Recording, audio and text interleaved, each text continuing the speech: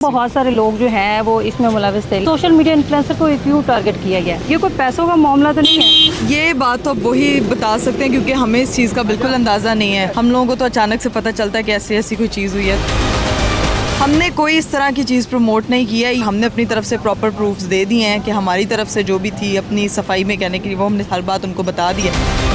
हमारे ऊपर जो एलिगेशन है वो सिर्फ एक अज्यूम किया जा रहा है कि इसकी वजह से किसी का नुकसान हुआ होगा। एफआईआर भी आप उठा के देखें तो वो इंक्वायरी जो है वो रिलायबल सोर्सेज की बेस पे की गई है। इसका मतलब ये है कि विक्टिम नहीं है इसमें। जब विक्टिम ही नहीं है तो आप कैसे डिटरमिन कर लेंगे किसी का नुकसान हुआ है?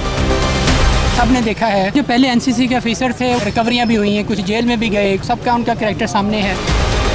केस प्रमोशंस के सेक्शंस कुछ और कह रहे हैं, तो इस वजह से हम कहते हैं कि ये जो एलिगेशन है ये सिरे से बनता नहीं है और जो ऑफेंस लगाए जा रहे हैं वो कुछ और हैं और जो एलिगेशन है वो कुछ और है। बाप फीमेल है, आपको आना पड़ता है, तो मतलब इस तरह के केस में एक औरत को घसीटा जा रहा है, तो क्या आपको कितनी मुश्किलात का सामना करना पड़ता है?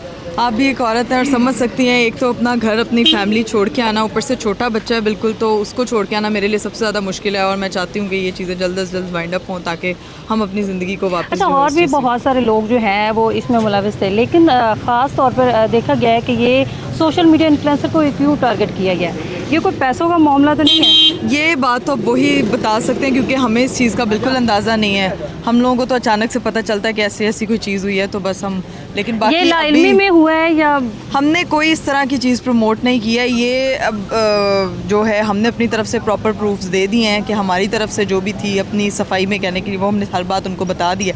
बाकी उनकी तरफ से जो भी फैसला होगा फिर ही कुछ डिसाइड कर सकते हैं। Thank you so much. बैनामों का कंट्री हेड है जी जी, जबकि इनका किसी किस्म का ना कोई कंट्रेक्चुअल एग्रीमेंट है बैनामों के साथ। कोई ना कोई कंट्री हेड कहेंगे, वो कहेंगे जी कि ये मैनेजर है। नहीं तो मैंने वैसे हुआ देखिए है। ना कोई ना आपको तो फिर वो ओनर बना देंगे।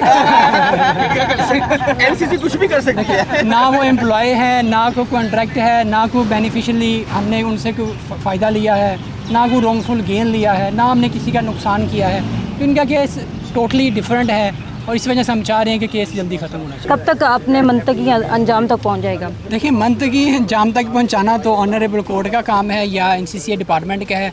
इन्वेस्टिगेशन कंप्लीट होगी और वो अपनी रिपोर्ट सबमिट कराएंगे कोर्ट में, तो फिर उसके ऊपर फाइनल आर्गूमेंट्स होंगे, तो फिर जज साहब उसके ऊपर डिसाइड करेंगे। अच्छा, डकी भाई के और ये इकरा साहिबा के केस में क्या डिफरेंस है? देखिए, वो इसलिए डिफरेंट है उसमें कि वो कहते हैं कि वो कंट्री हेड था बैनामो ऐप जिसकी अब बात हो रही है।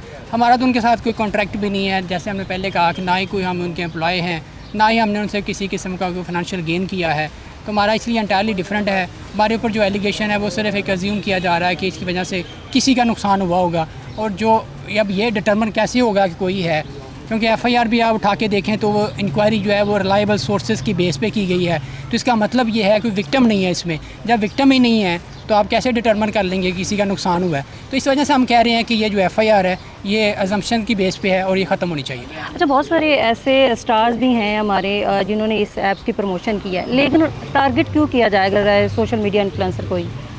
देखिए, बहुत सारे इसमें बड़े नाम भी आते हैं। जैसे आपने कहा बहुत सारे लोगों ने इसके पे प्रमोशंस की हैं, तो हम भी तो यही कहते हैं कि हमें क्यों टारगेट किया गया है, हमारी ही साख को मुतासर क्यों किया गया, हमें मेंटली टॉर्चर क्यों किया गया। हमारा भी यही क्वेश्चन है और हम भी हर जगह पे यही उठाते हैं कि भाई इकरा के साथ इस तरह क्यों किया जा रहा है। कहीं ऐसा तो नहीं है कि कुछ लोग जो हैं वो फेम हासिल करने के लिए भी मशहूर लोगों पे केस कर देते हैं, और बहुत सारे ऐसे भी हैं जैसे कि डकी भाई का जो केस था, पैसे लेने के चक्कर में उन पर ये केस बनाया गया, या किसी हद तक तो ठीक भी था। देखिए, जो पहले एनसीसी के ऑफिसर थे उन्होंने मतलब सब ने देखा है, फिर उनसे रिकवरियाँ भी हुई हैं, कुछ जेल में भी गए, कुछ अब उनकी कुछ बेल भी हो गई है। तो पहले जो एनसीसी के ऑफिसर थे वो सबका उनका करैक्टर सामने है और हम नहीं कह सकते कि अब जो एनसीसी ऑफिसर हैं अभी वो किस तरह के हैं। हमें तो ये है कि वो ईमानदार हैं और ईमानदारी से मुकम्मल तौर पे एक शफाफ तरीके से तहकीकात करेंगे हमारे केस में और उसके ऊपर जो भी इंसाफ के असूल के लिए उनकी रिपोर्ट। अच्छा, इनका तो अभी केस चल रहा है, किसी के ऊपर ये केस जो है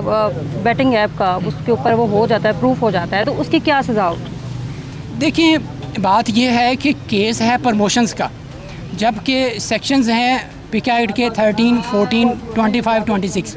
वो है इलेक्ट्रॉनिक फोर्जरी का, वो है इलेक्ट्रॉनिक फ्रॉड का, स्पैमिंग का और स्पूफिंग का। केस प्रमोशंस के सेक्शंस कुछ और कह रहे हैं, तो इस वजह से हम कहते हैं कि ये जो एलिगेशन है ये सिरे से बनता नहीं है और जो ऑफेंस लगाए जा रहे हैं वो कुछ और हैं और जो एलिगेशन है वो कुछ और है। तो इस वजह से हम कहते हैं कि ये ख़त्म होना चाहिए। अगर किसी सिलसिला इल्मी में हो गया तो उसके लिए कुछ छूट है? हम उम्मीद कर रहे हैं। अच्छा, उम्मीद करें। Thank you so much.